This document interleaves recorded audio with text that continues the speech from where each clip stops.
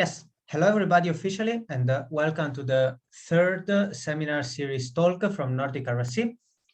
Our speaker today is Simo Tuomisto, and he will talk about the I/O profiling and optimization.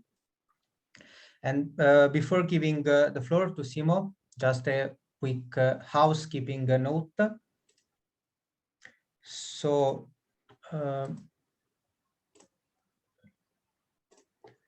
during the talk, we will be using HackMD to interact with the speaker. If you don't want to unmute yourself, I'm putting now the link to HackMD again in the chat, in case you joined after the last time the link was sent. So in this HackMD, you also find this quick icebreaker question to get to know each other and relax from the tension and get started. Then a quick overview about what we are doing here. So this is the seminar series organized by Nordic-RSE. So the idea of this seminar series is to bring people together, people interested in research software engineering or research software engineers themselves, bring those people together and offer them some interesting talks to learn new skills and especially network with other people. And if you would be interested in giving a talk, then that's fantastic. We would be very, very happy to have you as a speaker. So you can, for example, contact us in the Zulip chat. We have the link to the Zulip chat here, or open an issue on GitHub on the webpage series, on the webpage repository, sorry. Or yeah, and if you're interested in the upcoming events, you can find them from the webpage in the seminar series page. So you can find upcoming and past events of the seminar series. And if you missed the event in place, don't worry, because all events are recorded with the speaker permission, and they are put then in the Nordic-RSE YouTube channel. So you can find the past talks from the seminar in the Nordic-RSE YouTube channel. We have this seminar series playlist. And well, what we have talked about the seminar series organized by Nordic-RSE. And what is Nordic-RSE? Nordic-RSE is this association now registered or almost registered on the end line for registration anyway, bringing together researchers, software engineers, and people interested in such in the Nordics. And if you are interested in joining, that's fantastic. You can find here the link to the membership form. That being said, our speaker today is Simo Tuomisto, who is a system specialist at Aalto University. And he will talk today about the input-output optimization and monitoring. So yeah, Simo, the floor is yours. Yeah, thanks a lot. Thanks a lot, Luca. I'll share my screen again. So, sorry. Yeah, so I'll be talking today about I/O profiling and optimization, and maybe the talk the name of the talk has changed a bit since the topic was announced. So it's going to be a bit more about recognizing I/O problems and how to solve them. But we'll be talking about profiling and optimization also. So what are we going to be having in this talk? So the contents are that we'll look at some I/O problems that I have found out, especially helping users optimize their I/O patterns. So what kind of problems usually occur in the HPC environments. Then I'll talk about how I usually spot them, or how we spot them, and how can they be solved. Quick disclaimer, I wouldn't consider myself an authority on this subject, so I would recommend looking at how big players such as Google, Facebook, etc. are dealing with these issues, how they are solving these issues, and trusting them over me. But I have a fairly large amount of experience solving these kinds of issues. Second thing is that I/O frameworks are constantly changing, so I might have missed some good frameworks when I'm going to be talking. So if you know some good frameworks to use, I'm open to suggestions and look forward to your suggestions. Okay, so first off, why I/O problems are important. So I list here three main reasons. So first, they put undue pressure to shared file systems. So if you have an HPC system, you usually have a shared file system. In Aalto, we have a Lustre-based file system, but we have various NFS-based file systems as well. And when you have an increased load due to bad I/O, it will put increased stress on that shared file system, and that can cause various problems.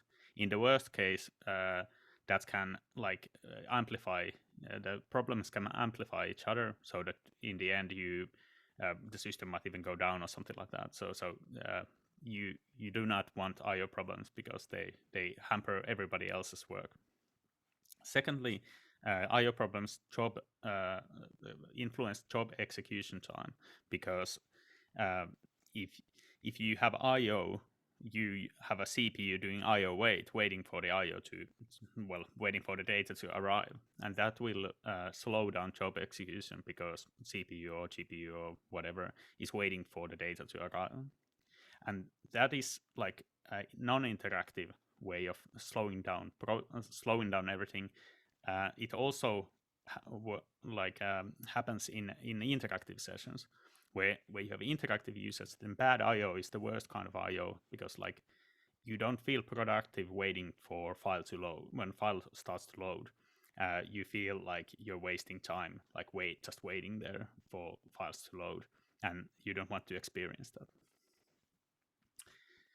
So what kind of problems are there? So these are, in my opinion, common problems. They are quite humorous. The names are by my choice, but I try to choose something that would describe the problem in a nutshell. So first, there's this AB is not equal to BA problem. We'll go through the names in more detail once I explain the problem. Then there's this Jenga type problem. I hope I didn't forget anything type of a problem. And she'll have the stake kind of a problem. So let's start with the first one. So what do I mean with AB is not equal to BA problem?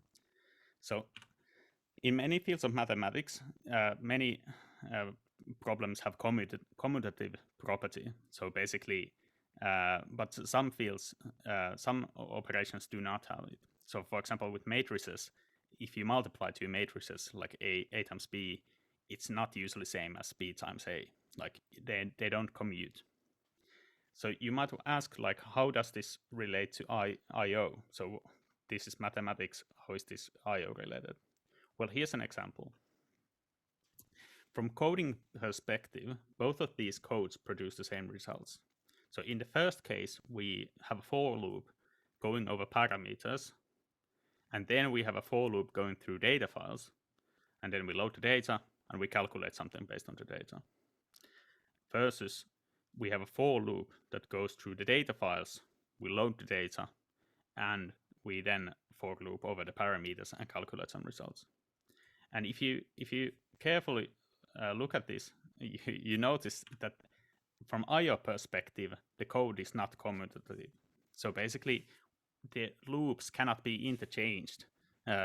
Or if you change the loop ordering, you get different results, or you get different I/O performance. So in the first case, the I/O is multiplied by the number of parameters. So for each parameter, you will do the I/O again and again.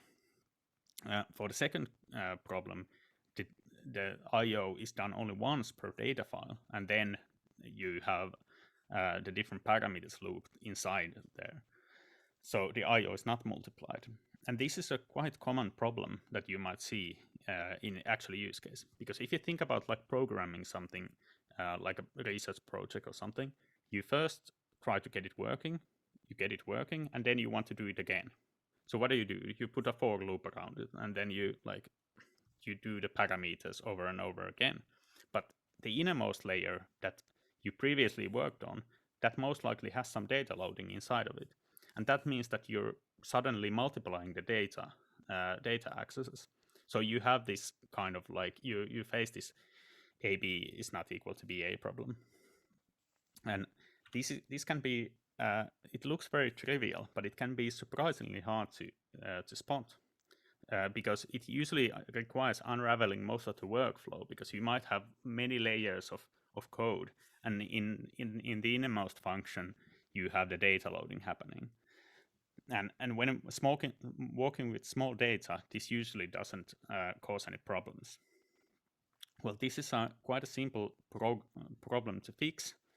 You just have to turn the loops other way around. But the problem usually is that you need to have a hard look at what you're working with.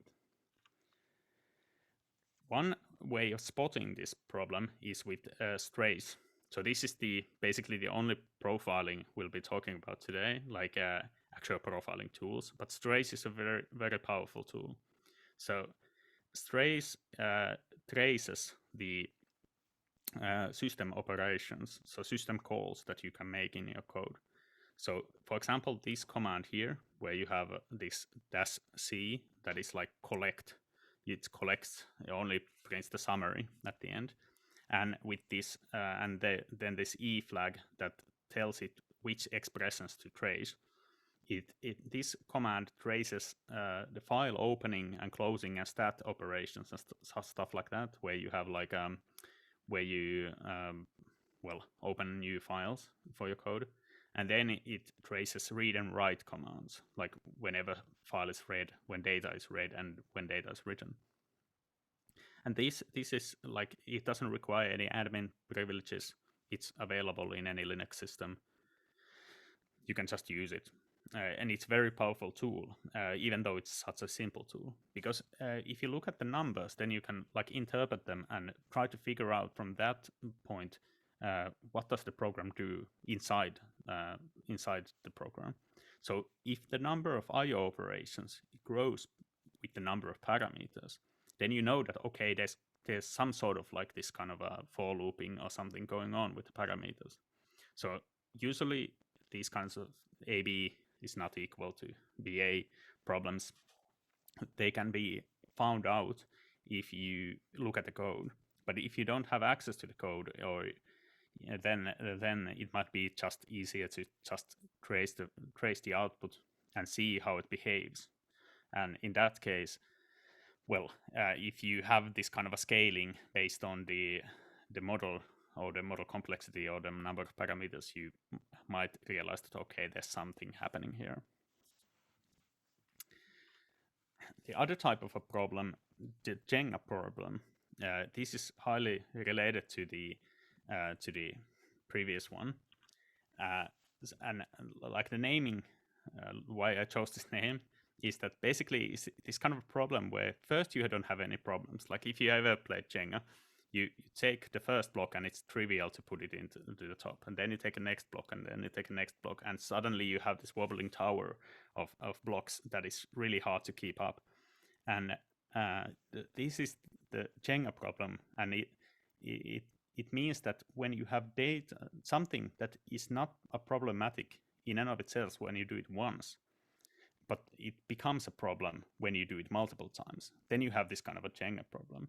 So if you have an I/O pattern that isn't problematic once, but over time it becomes problematic, then you might be facing this kind of a problem. This is very common especially in deep learning context, where you have to sorry, or in deep learning context, or in machine learning, where you usually iterate over the data multiple times. So you basically, in deep learning, you usually load the data, or as much of the data as you can, or you have a data loader that loads the data from the disk, and then you iterate over the data throughout one epoch. So the epoch is like one training session, and then you do this training over and over again. So you in the end you get some sort of a model that is trained based on the data.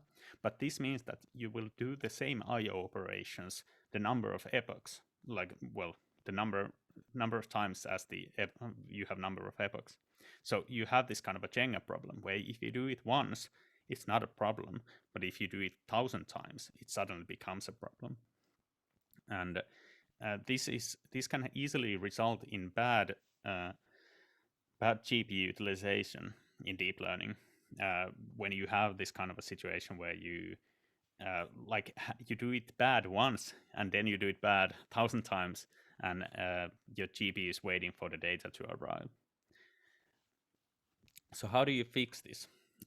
Well, usually you can fix it by using good data formats, such as like Parquet or Web dataset for storing like this big amount of data that you then read in sequential order. And other ways are just by following best practices. So many of the frameworks they usually have best practices on how to work with the data. So especially in deep learning, well, Keras, TensorFlow, PyTorch, they all have the best practices. But that same kind of information usually translates to other frameworks as well. Like if you're going to be iterating over the data multiple times, you usually need to do the same kind of things for other in other programs as well. And let's do a quick demo of like to get the scale of the problem. Let's have a good quick demo of this Jenga problem. So I have created here, like it's available in GitHub, this demo. I have created this demo where it downloads the this deep weed dataset that is basically just weeds from Australia or something, like images of these plants. A dataset of those that can be used for image classification training, and it's available in the GitHub, and it's about 600 megabytes of 500 600 megabytes of images. So quite a bit of images, but we're not talking about like really huge data, but still it's okay. And when we do this, we want to iterate over the whole data set. So if I look at the date, like over here, I have downloaded the data. We have 17,000 images here. And we can iterate it over in multiple different ways. So one way is to just like, I'll actually share another screen here that shows the code in a bit more detail. So we can iterate the data over in single files. Like we can just work with JPEGs.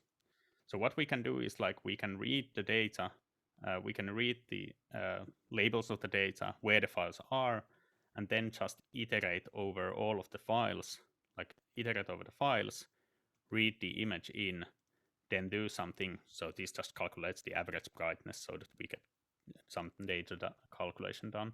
We can calculate something based on the image, and then we iterate over the whole dataset. We can do the same thing in a random order by just shuffling the order of the rows. We can just do the same kind of iteration. Or we can work with an advanced data format such as Parquet, where we first create this Parquet file, where we take the labels, and then we take the images, and then we convert the images into bytes. So we read the images as bytes and push them into this Parquet is this columnar data format. So you have like rows and columns, and we put into one column the byte data that we read in, and then we put it in there. So we have one file that contains all of these files, but the data format is better. There's various technical reasons why it's a better format. And let's compare how it behaves for random reading and for sequential reading. So let's say we want to read the data randomly with single from single files. So I'll put here the trace file write read, and let's go through the whole data set. The dataset creation, like the Parquet creation, takes like few seconds to create. So then the whole iteration of the whole file takes something like 20 seconds when you do it in single single files. So if we iterate now, you have to think about what the code is actually doing. It's opening every file, every 17,000 image. It's reading the data in. It's closing the image. So in the end, what sort of a scale should we expect when we look at the Strace output? Well, in this case, we expect something like this. We get 35,000 file opens because the files are opened. The files are opened multiple times by the image readers and stuff like that, and we get over 165,000 file read calls. So we create huge amounts of I/O when we do this kind of like file reading, one file at a time. But if instead we would use Parquet, we get similar kind of performance, but we will get quite a bit better I/O numbers. And when you have this kind of a problem where you have like something is done over and over again, if you think about like the numbers we just saw here, 200,000 file calls in one iteration, and then you think about, okay, you want to do this 1,000 epochs, so you have suddenly like 200 million file calls. So you have quite a bit of individual file calls when you do this.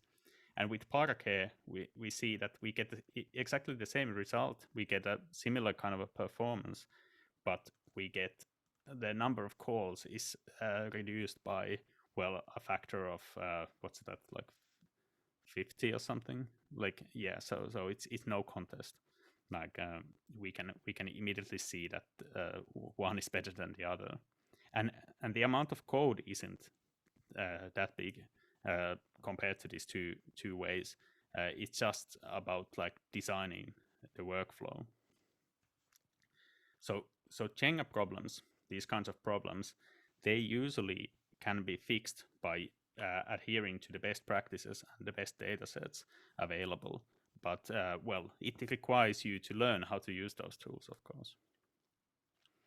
Okay, next type of problem.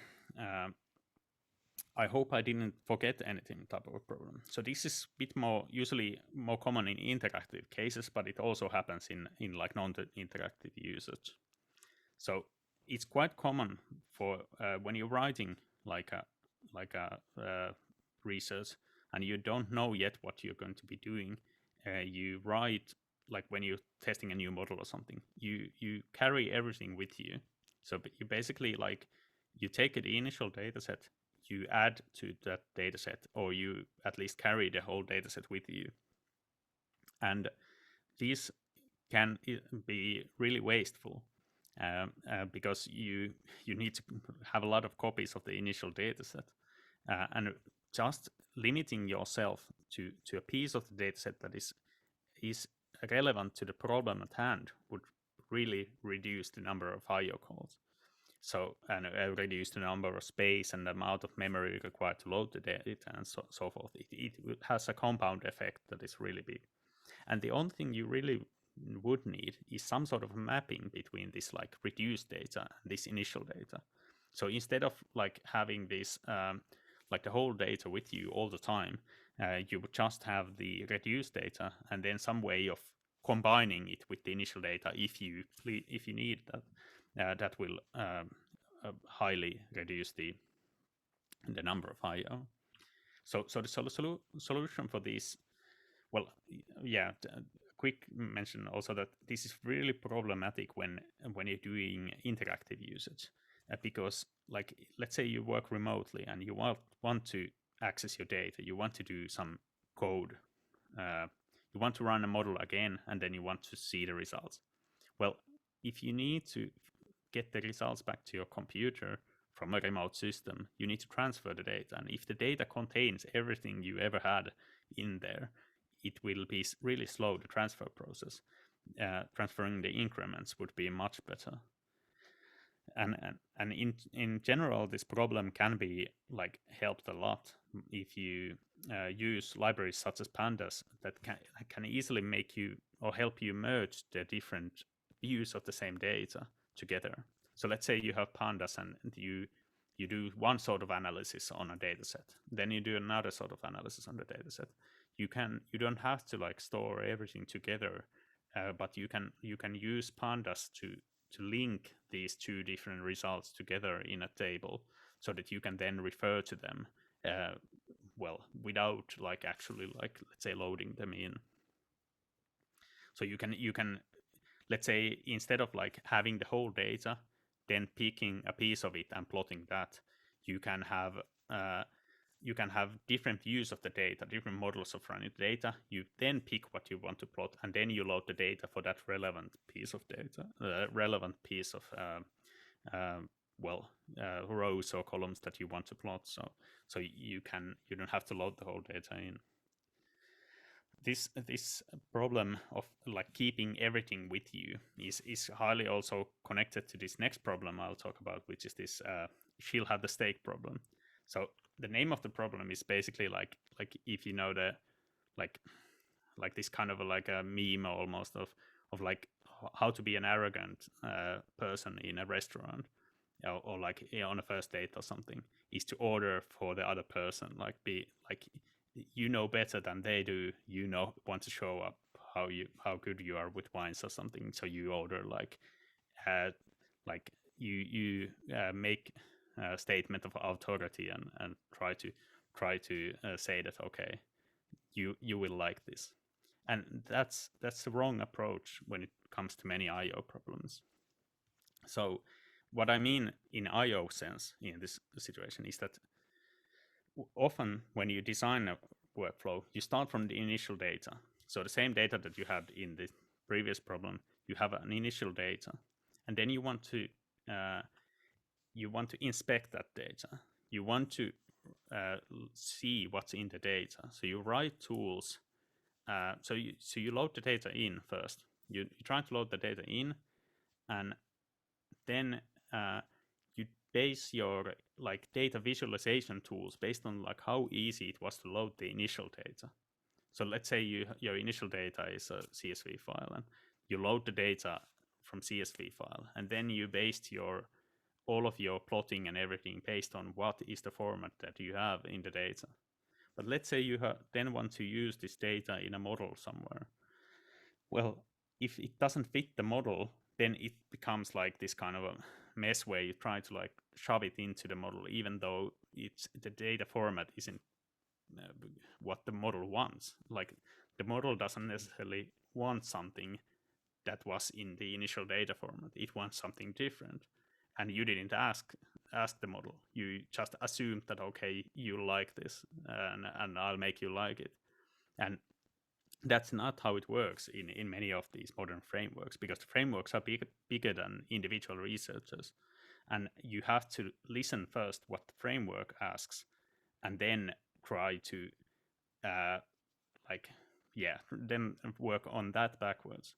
So instead of doing that, you might do something like this, that you choose a framework or a model that you want to use.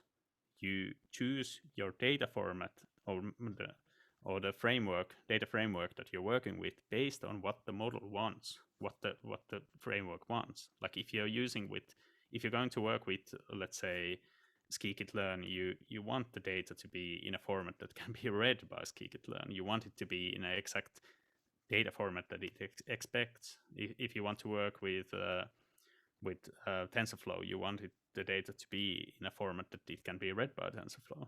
So you start from the model side of things and you work backwards from there. And you write your plotting tools in a way that they interact with the format that the model wants, not the other way around. And then you fit your data, like you do the conversion of your data into the format that the model wants, not that you try like at the start, at the last stage of the problem, really.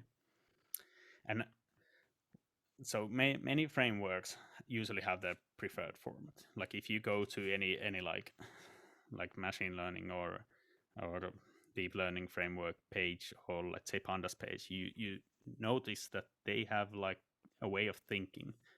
Everything inside that framework is designed to work with the data in a certain kind of a way, and like because that there's some underlying reasons like why this way is best. So you shouldn't fight it. You should embrace it and work with the way that they have decided. So if your framework has a preferential format, you should definitely use it. And the downside of this is that you usually need to write visualization tools and inspection tools and stuff like that maybe in a format that you didn't expect, you didn't want, you didn't you didn't choose. Like you didn't have already existing tools for working with these data formats, and you need to rewrite everything. Well, tough luck, but that is something that that is necessary for this to happen, like necessary for the best outcome to happen. But the upside is that everybody else is doing the same kind of thing. So if you think about like a format, like let's say a TF records for TensorFlow, or if you think about like NetCDF for physics simulations, like everybody else is facing the same problem, but they have a framework that prefers a data format, and they want to do like analyze that data format. Well, then everybody is writing visualization tools and access tools for these data formats, and you can just like use the same tools. You can contribute to those, or you can just switch your analysis to use those tools. Of course, there's going to be interfaces where you want to like convert between different data sets. Like you want to maybe use some other model to analyze the results produced by other. But then you need to create an interface that can, well, translate the stuff.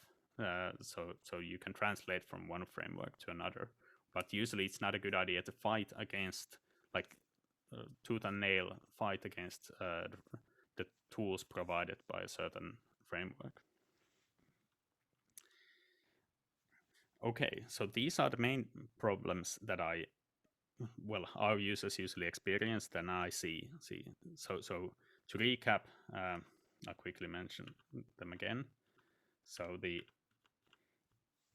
A is not equal to BA problem, the Jenga problem, I hope I didn't forget anything problem, and she'll have the stake problem. So these are the kinds of problems that people usually experience, where you have a frame of mind where you design something and you don't notice how it affects the I/O, and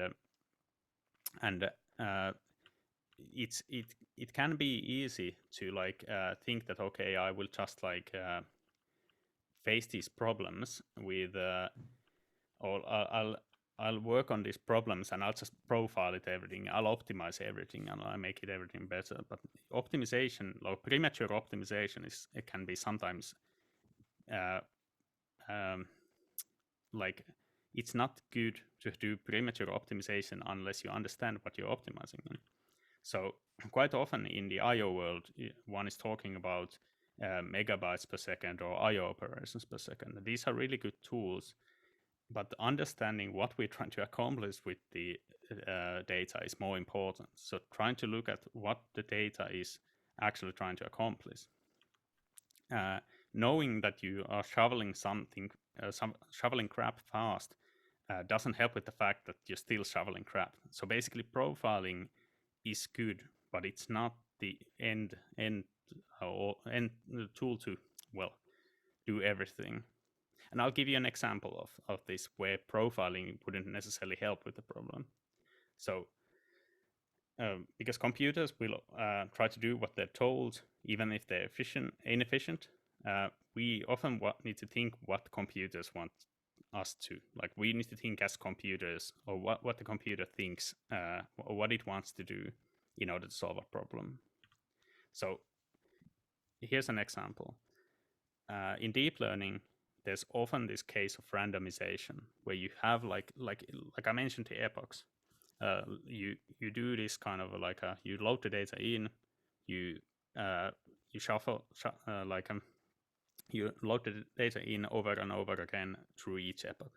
Well, in addition to that, you usually want to randomize the data between these epochs. So you want to load the data in completely random order. And this is a major problem, because if you ever learned about random I/O, is that random access is much slower than sequential access. And the solution for this isn't like to get the best performing random read random read tools. It's not, the solution isn't to perform like optimize I/O operations per second or random read I/O. The solution is to understand the problem and to look at it from a different way, so that you can turn random I/O into sequential I/O. So profiling wouldn't help with this kind of thing, because profiling would point you to optimizing this kind of random I/O, but you don't want to use random I/O, so you want to get rid of it.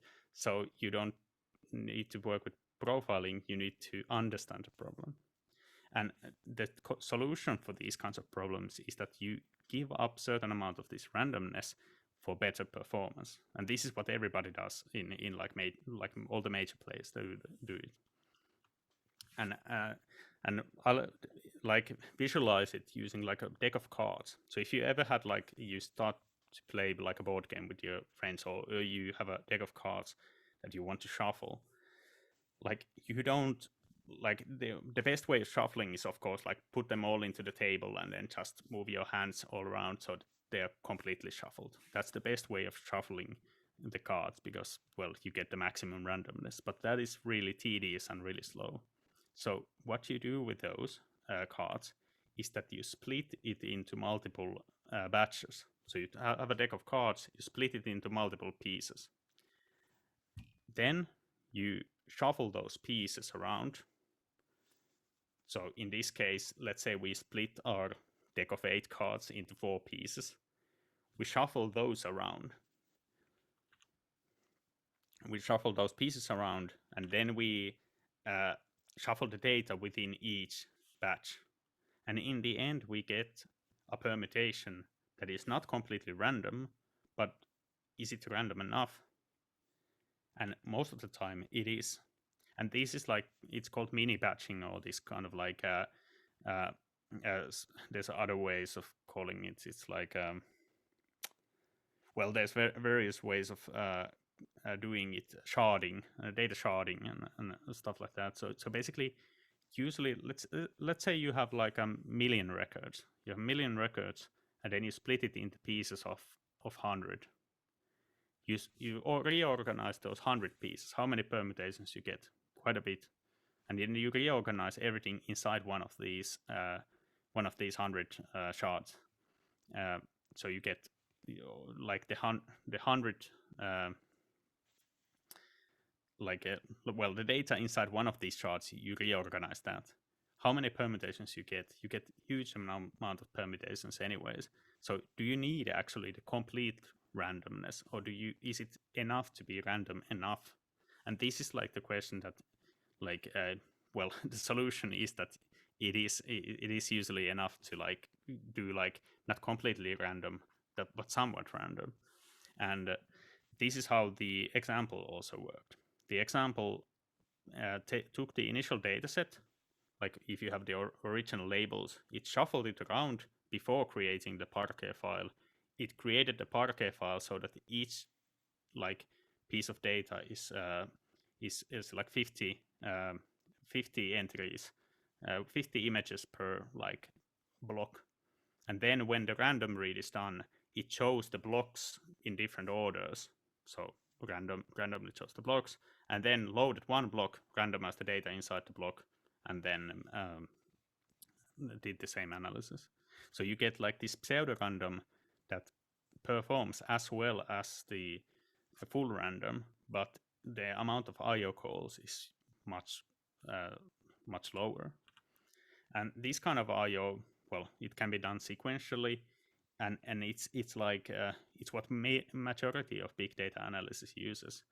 But it's something that you cannot get simply by like looking at the numbers. You need to look at how the solution is designed and how the problem is like, what is the problem in hand.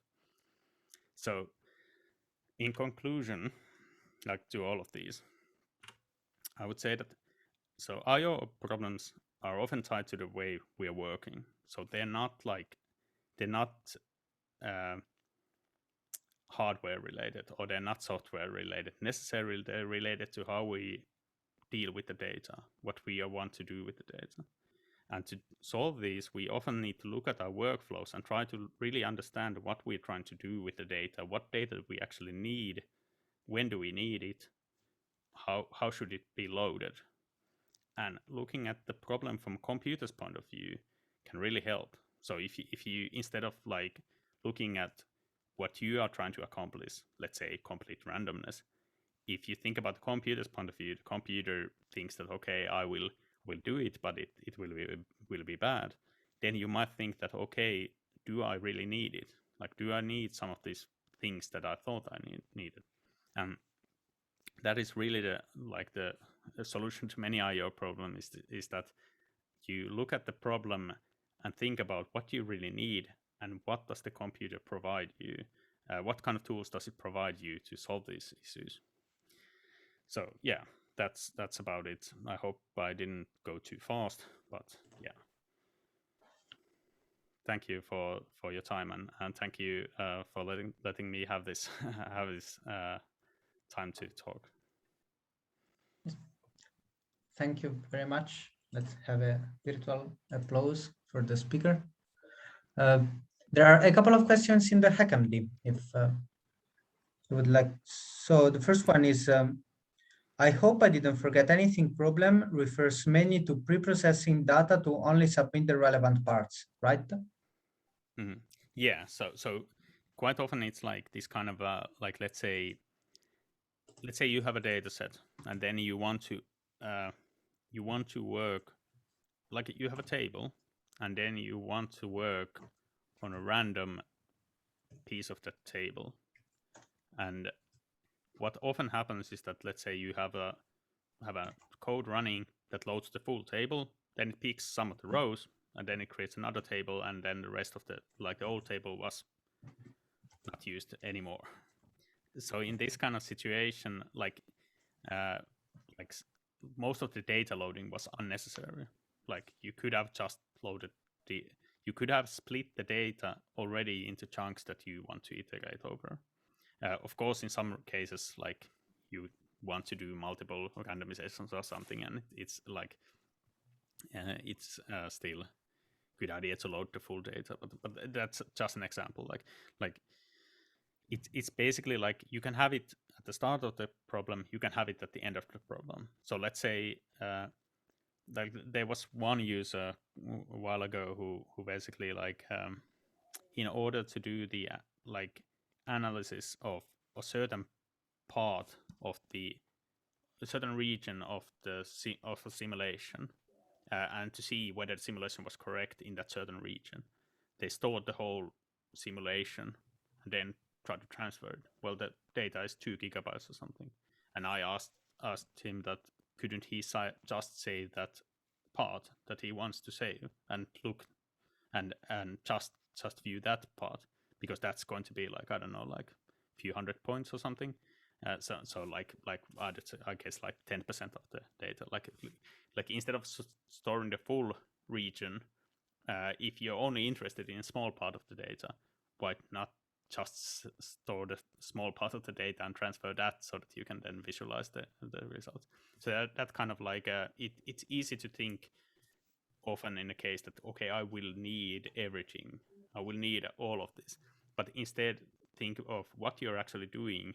And if you just like immediately after you load the data, you're throwing like 90% of the data away, and then you end up in a situation where, okay, I didn't actually need it, but I still waited for it to transfer it to my own computer. Like I still had to wait for the 2 gigabytes or something to load to my own computer. So those kinds of situations where you think about what you actually need, and just like, because nowadays space isn't that much of a problem. Like you can have this kind of like multiple versions of the same data set. It's usually better to just like do it than like have individual views of the same data instead of like a big block of data. Yes. There's another question. Wouldn't it make sense to convert your data into formats used for visualization during the visualization step? Yeah, that's completely understandable. But if you have like a visualization framework that you want to use, and you have a data like another framework that produces data another way, you want to do this conversion, and in that case, you want to have like an interface that can convert, like some script or something that can convert from one data format to another. But that is better, because then you have like explicit scripts that can do this conversion. But quite often it is the case that like you have data there and you try to keep it in the same format as long as possible. Like you have like visual like data loading, and you try to keep it in the same format until you like plug it into the you try to keep it in the same format as long as possible. And the problem is that often it might be better to just switch between the two formats.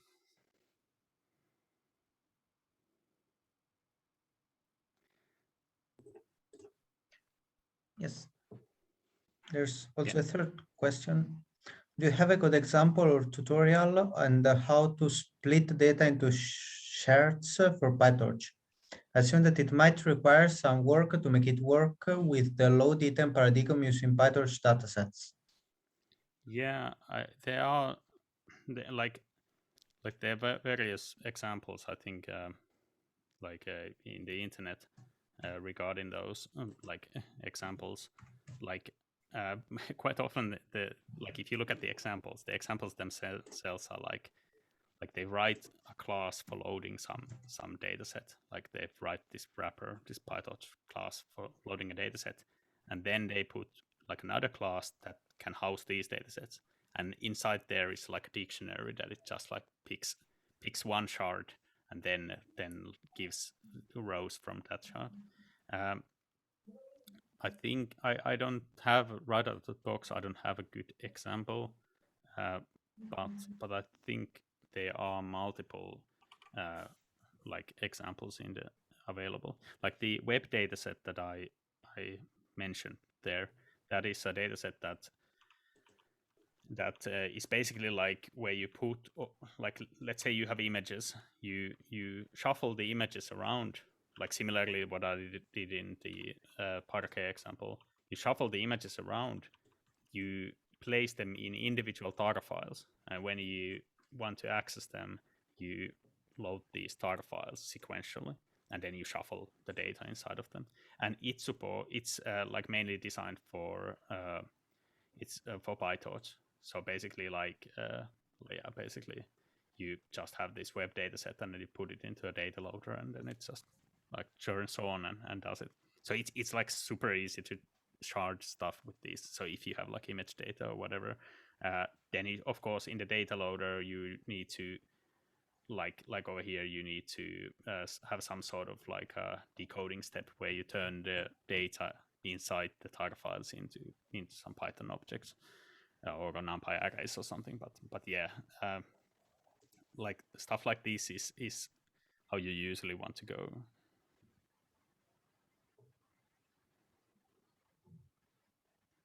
But yeah, so yeah.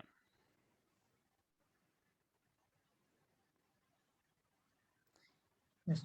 Yeah, there's also a mention by Thomas, I think, about the ImageNet tools that he's been working on, about like doing this kind of sharding thing for ImageNet. That is very popular data set and very problematic, because it's I can't remember how many gigabytes it now is, but 1.4 million files, and I think it's something like 120 gigabytes of images. So it's a pain in the ass to load usually. So having this kind of good tools to work with it are essential. But usually it's like all of these problems are basically like they reduce to like what does the computer want to do? Like usually the computer just wants to like it just wants to do what you ask it to do, and if you ask it to open like million files, it will try to do it, and it will face problems doing it, or it will cause problems to somebody else. And it's usually the question is that, okay, how do I get to the endpoint where I need to be? So instead of looking like how do I optimize like how to load million files, you skip that step entirely. You look at what is the end result, and the end result is usually something like this, that you want some sort of data loader, or you want something that can give you the data based on what you require, like based on your use case. Like, of course, deep learning is one example, but in physics as well. Like, let's say you want to load a certain piece of the simulation, like grid or something. Then you want to be able to load that certain piece of the simulation grid. You want the data format to be such that you can do it, and for that you probably want to use something like SDF5 or something that you can pick a certain piece without loading the whole data set. And usually it's like this kind of a you should look beyond the first data loading step and look at what is the endpoint where we want to arrive, and then look from there backwards to what are the tools that we want to do to accomplish this end result.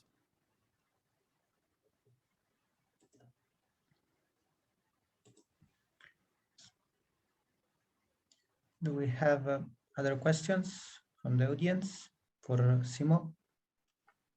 Yeah.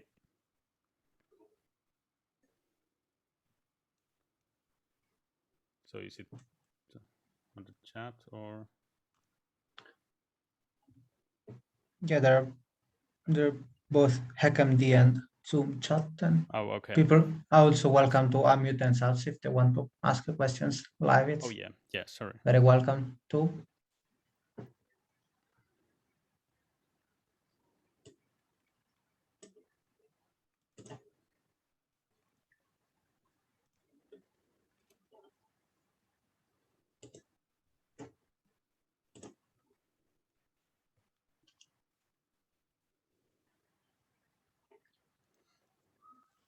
Yeah, but in general, I would say that it's a good idea to look at what other people are doing. Like, what are the problems like that are encountered by, let's say, NVIDIA, Facebook, Google, Amazon. What kind of problems are they dealing with? What kind of problems are they trying to solve? And then looking at the tools that they're trying to solve them. Of course, some of those tools are not the tools you want to use yourself or implement yourself, but often it's a good idea to look at what is the problem definition that they're putting forwards, because then you know that, okay, I will have to look and be careful and look into that. I will have to like be mindful of that sort of a problem, and you might dodge a bullet here and there.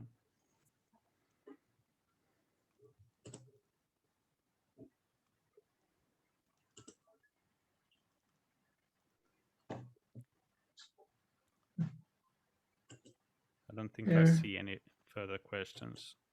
Yeah, there seems to be no further questions. So if there are no further questions, thank you, Simo, very much for this talk. It was very interesting. And thank you to everyone for participating. We actually this time already know when the next seminar series talk will be, so we can announce it already today. The next talk will be on November 23rd. Thank you.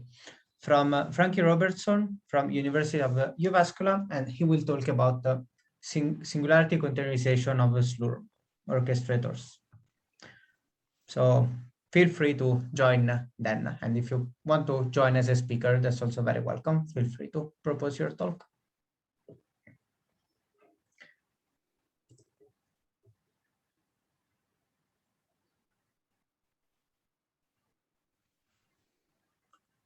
But if there are no further questions or comments, thank you, Sim, again, and thank everybody for participating, and I will now stop the recording. Yeah, thank you.